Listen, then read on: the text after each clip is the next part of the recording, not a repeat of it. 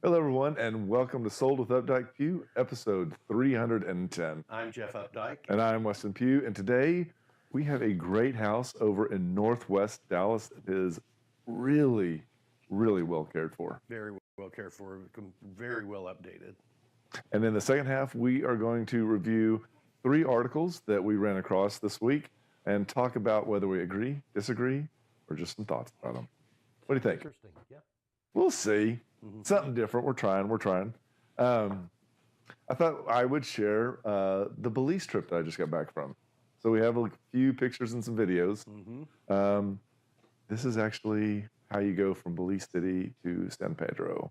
I got many comments that this is the scariest part of the entire trip from my social media posts. But it seats, as you can see here, it's not completely full, but I believe it seats 11. Maddie was able to sit in the cockpit both times coming and going. So it's a very interesting way to get there. And this is on one of the islands. We took a snorkeling tour for a full day, or actually till 2:30, and then they spearfish, and they then prepare everything. So you start with ceviche, and then they grill everything. Wow, that's cool. And this is a fricate. Fricate. Free feeding the fricates, not to be overshadowed by the nurse sharks that we chummed and brought them up. That was quite different. And these are tarpons. They're enormous. They're the craziest things you've ever seen. We went to Secret Beach and we got here, and this is what it looked like. And 15 minutes later, every one of those umbrellas had people under it. We literally pulled up before the masses, but it was amazing.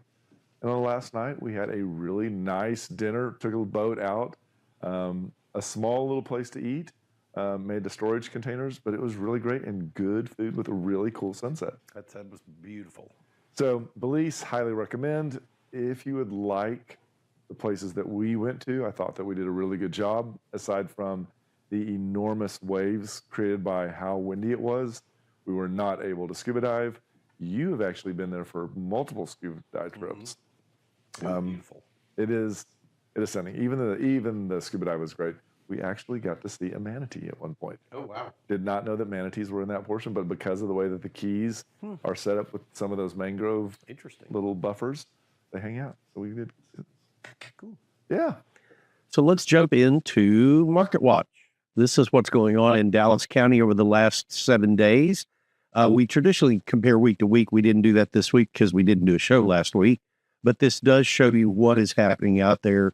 83 coming soon listings, 652 new active listings in the last week. That is a really, really large number. And if you look at the absorption rate, and I'm going to talk about absorption rate being option period pending and sold, you kind of combine that. You're seeing that we're still absorbing more than we're bringing on. But this, again, is just for Dallas local. I mean, only in Dallas County. So these can really vary from location to location. I am surprised to see more and more people using coming soon. That is something that I feel like has really started to trend. We are beginning to see the we call it lazy days of summer have begun to shape up. Graduation has happened. Vacations have started. So this is one of those key elements. Everybody talks about it being so busy, but this is also one of the key times when it must be priced perfectly. Really? Yeah, I totally agree. Dead on. So let's talk about our house today. So this is 3906 High Summit Drive. This is in northwest, kind of northwest Dallas. It's really kind of like right on the verge of that. So close. Really a great location, located just south of LBJ, north of Forest Lane, between Marsh and Midway, which is really I think, a prime spot to own in. I agree. You live just a little bit south of this. You live further south. I live closer to this. But this area has really caught on. We were talking with some agents. And there's such a drive to get into this area because it is one of the last places in Dallas where you can get large lots, a good sized ranch. And even if the house doesn't work for you, we see a lot of people that have custom builders come in on top of them. So if you're not from here, commuting is super simple. You've got Toll Road and 35. 635 is right there running east and west. So this is a really easy way to get around Dallas. And both airports are within 20 minutes. With Love Field, you just jump on Marsh and come true south. And then if you're going to DFW, jumping onto the LBJ freeway right there. is really super simple, and you can be in the airport dropping people off in 20 minutes. So one of the things we like to point out, because we know that not everybody's from Dallas and not everybody's familiar with this side of Dallas, if you are things that locals enjoy in this area. And so one of the things I don't know, this is my thing. I always want to know where grocery stores are. Central Market is a branch of HEB, and this is a great location. It's right there on Northwest Highway and Midway. This is an easy in and out, which not all Central Markets are built that way. This one opens at 7:30 on the side with breakfast, coffee, smoothies. There are pre-made tacos, but go to the breakfast bar because they have even more food there. And in the evenings, wonderful produce, a really good wine selection, and prepared food as well. So this is a go-to, and it is a staple in this area. Totally agree. One of the other great things that we do frequently on Saturday night is we go up to Three Nations Brewing in Carrollton. This is about I'm going to guess it's like a 10-minute drive from this house that we're talking about. It is a great place where they've got good live entertainment. They've got a good cross section of beers. And if y'all know me, you know that I'm not a big beer fan. There's usually something on their menu that I can drink. And they also have food service there. It's kind of elevated bar food, I guess is kind of what I'd call it. But there's also a Cane Russo right there. Mhm. There's Mexican food restaurant, and Three Nations is smart. They let you bring your food in from other places. That's great. I it's not a BYOB, it's a BYOF. Mhm. So I approve of these. Also around the area is Brookhaven Country Club. This is probably 8 minutes from here. You have 33 pickleball courts. You have 2 padel courts. You have clay courts for tennis. You have indoor tennis. You have 3 um, golf courses, a driving range, pool, and the pools are really funny. The pools are divided up into over 18, under 18, and infant toddlers. But it is very interesting because you hear the kids talk about how they can't get into the adult pool yet. Lots of cabanas. So this is a great way to get out and maximize your summer. I believe they have a ton of camps for the kids. One of the things that they did I thought was really interesting in above the clubhouse in the tennis area, they created video game area for kids to go and play video games while they wait for their parent. Oh, nice. Yeah, works out pretty well. Yeah. One of the last things that we wanted to talk about in the area is Vitruvian Park. This is I guess, kind of a master planned community, although it's not quite that serious of one. Lots of apartments, but they've done this really great job of creating an outdoor environment here where you can take your dog up there, go for a walk. It's all very well lit 24 hours a day. One of the really great things is right there in that amphitheater, they do several free series during the summer. Like they do it's usually cover bands on Thursday nights, third Thursday night of June, July, August, and September.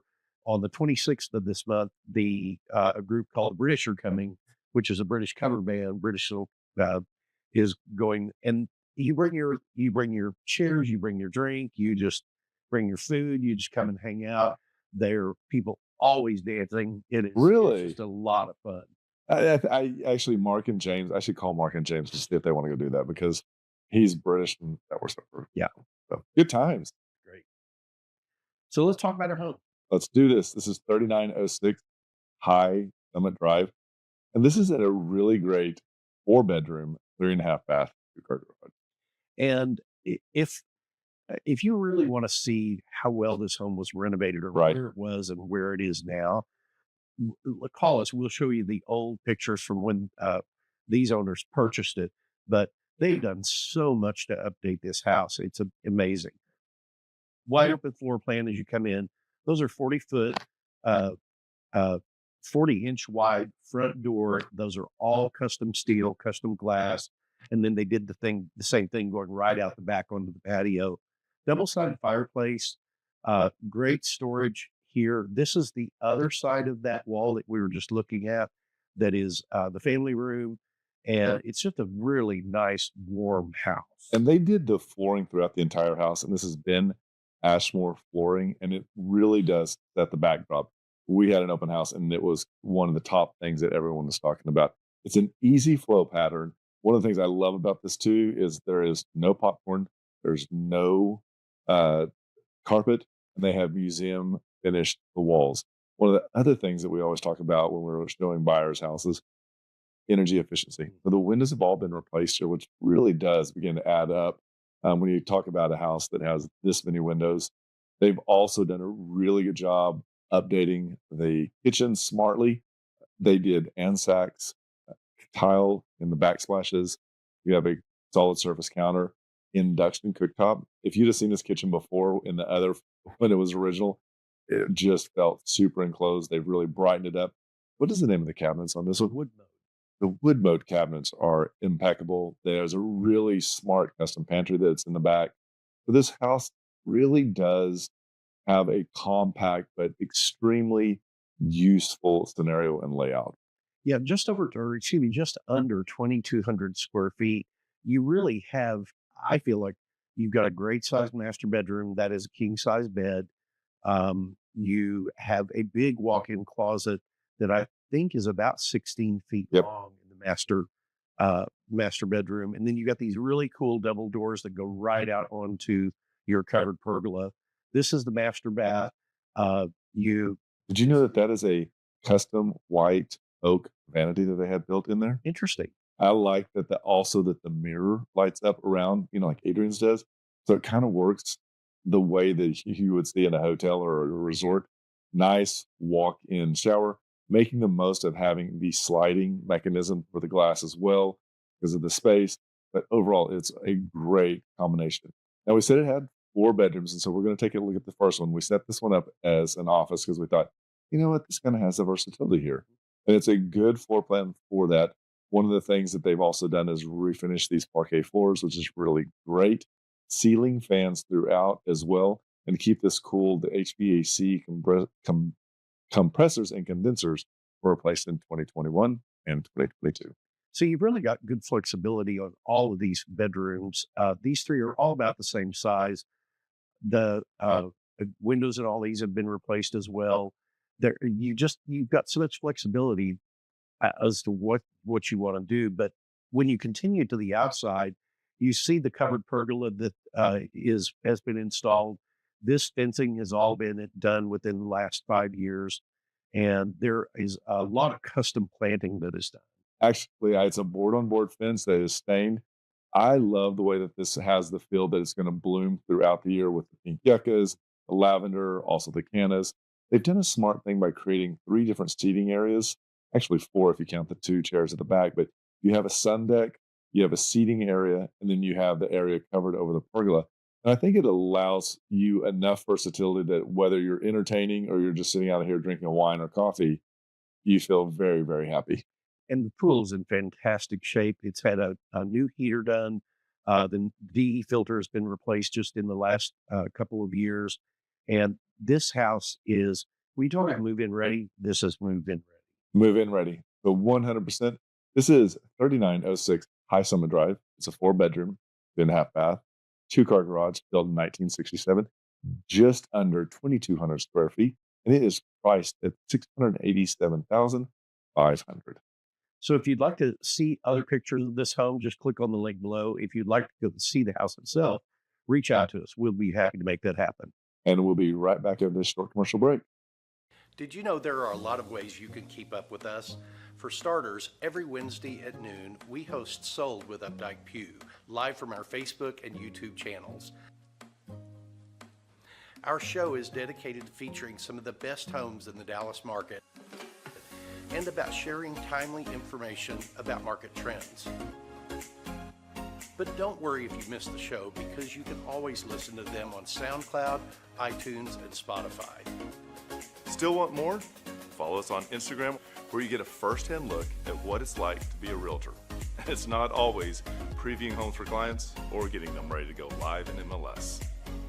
Lastly, visit our website and you'll be able to create a custom home search tailored specifically to your wants and needs that's timely and accurate. Whether it's square foot, location, or the neighborhood, we have you covered. If you'd like to know how much your home is worth, we can help with that too. Just visit homeprice.fyi, enter a few pieces of information like your home address, and we'll email you a price. When you're ready to talk real estate, you can reach us online, by phone, or by text at 214-377-2223. And remember, we want to be realtors for life. Ready? I'm ready. Hi, everybody. Welcome to the second segment, episode 310 of Sold with Updike Pugh. I'm Jeff Updike. I'm Weston Pugh. Today, we combed and looked at some articles and we thought, hey, let's talk about agree, disagree, or thought. And we're not trying to get into like some clapback scenario here, but we're going to share with you like what we think sometimes is just like clickbait and what sometimes we think maybe they should have like led with and what we sometimes agree about. Zach says we need to be more controversial. You need to edit the clapbacks in, Zach, if that's where we're going with this. I don't want to get attacked. So the first one we're going to talk about, this is an article, was talking about developer to deliver townhomes in the Cedars. It was written in May of 2012 by, don't be angry with me, I think it's Lamedia Ifacio. So this is talking about when I read this article at the beginning and when I saw the title, I think that they left out like one of the key elements. And I thought they should have led with lease. Because I think the townhomes that look like this are not that common. Because we don't see this developed like this. And this would be a huge draw for most people, I think. And I think it will, it's probably smart from their perspective to do this as a lease product because in the section of town, the Cedars is coming to life, but it's been a very slow coming. It is. It's been coming to life for 20 years, right? Plus years. It does have some momentum behind it now, but a project like this, you will have a much better chance of getting somebody to take a chance in renting one of these than you would in buying one. And also starting it off on a rental basis doesn't mean that they can't go the other direction with this at some point. 100%. So, I think it's going to be a real big shot in the arm for that part of town. It's interesting to me though, because do you remember when we showed Chris and Guy this area? They were moving here from Palm Springs. And so we were looking at a bunch of different elements. They really thought they wanted a townhome. And we went the Cedars. And the Cedars, I think one of the things that really got them excited about was the price point. There's some really great fit and finishes, but one of the developers met us there. And this is the point, take or leave it, you never know. He was doing a great job sharing, and he shared about how much land his company owns and the total number of rental or of product that will come up in the next 5 to 10 years. And their concern was that if they had to move and sell and go back to Palm Springs, that they would be always competing against new construction. And it was really a good observation on their path. So I think that this is one thing, read into it, but if you're thinking about buying or selling in this area, I think that you need to be sure that you're working with an agent that actually knows what is happening in that area, because you can get stung on this one. I would agree. Second article. This is from Nick Wooten. This was done. It was from the Dallas Morning News. Yep. I believe, correct? The article title was "Buyers Aren't Biting. DFW Home Prices Flat Year Over Year." This was just rolled out on May 28th. So we're talking about within the last week or so. What do you think? I get real. So I know that as a Dallas Morning News, they're going to have to write to everyone. They're writing to DFW. But when you really talk about DFW numbers, it is so diverse. I would take nothing from that. They change in zip codes, and they change in zip codes inside the zip codes based on where they are on the highway and what kind of house they are or what they're built in. It's a tough one for me. I think it's a general overlook of what could be happening in the market. But, we could tell you right now, it's tough on condos. And we could also tell you the luxury market over 2.5 is exploding, or that Lakewood at 1.5 new construction is stagnant. That's a lot of different information. And so when I see this, is the other thing too, geographically, how does DFW compare to other major urban cities? Yeah, we're so huge. And we have such a cross section from small little condominiums that might be $150 a square foot, all the way up to small 1-bedroom condos that might be $1,000 a square foot if they're in the right building. 100% on that. So it's just that they're really painting this with a very, very broad brush. The other thing that makes me like, and we know this because of what we see, who we talk to, the agents in our office, but the amount of transactions that happen off market would completely skew these numbers. Yeah. And so, you know what? I get it. I don't always buy into this. It's, what was that? That series that those guys did on statistics, Freakonomics or something like that. This is one of those things where you have to dig deeper on it. Yeah, I would agree. Okay, I picked this last one. This is a Total Western article. This one's from Candy's Dirt. This one is talking about biolithic design. The biolithic design is when they incorporate more elements that are of natural design that actually kind of have a subtle effect and work together to create more of a harmonious area. So you see a lot more natural textures, wood tones. As you kind of scroll through the pictures, you're going to see how we're going to see darker tones, richer tones. One of the things about this, though, that I think I'm curious is if this is not this generation's version of feng shui. Good. Does that make sense? Yeah. So I'm afraid we're going to see like, you need to, and I'm not trying to take away from feng shui. I'm just simply saying, is this what we're now? Yeah. Is this our feng shui? Yeah. And I get it. I like a lot of it. We have the fluted details. We're seeing a lot more rounded corners on islands. It's funny because they have that Scandinavian sheepskin, and I have a sheepskin over my couch too. But the reason I have it is because my dad gave those to us when we were little. So it's kind of a different feel. I'm seeing that stove right there in that background, very popular, also very expensive. But yeah. These large vein, large granite, not always just white and gray, but have like extra tones to them. I think that's a lot more common out of the white kitchens and into a lot more of the wood stain. So again, it has a versatility. What do you think? Do you like this look at all? You know, I understand the softening part of it and part of how psychologically bringing more natural elements in is going to maybe make you a little bit more grounded or more in touch with that, as opposed to, a stark, sterile, ultra modern place. So I can feel the homey warmth that goes along with this. Like that bathroom gets a little bit too moody for me. Is it? So those round tubs like that, I like them, but I want to do a tub like that, and I want to do, because they're Japanese soaking tubs. They're a little bit taller than that, and I want to do it in the wood one because I think that the feel of the wood would be really kind of cool under you. I don't know, and I like the idea of sitting. I don't always want to lean back. Huh? Splinters. They're not splinters. Oh my God. All right.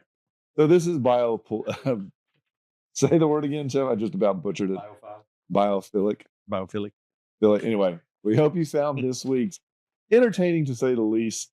Tune in always. We're here to talk to you about real estate and everything that goes on in here in Dallas. And just remember, we want to be your realtors for life. When you're ready to talk real estate, you can reach us online, by phone, or by text at 214-377-2223. And remember, we want to be your realtors for life.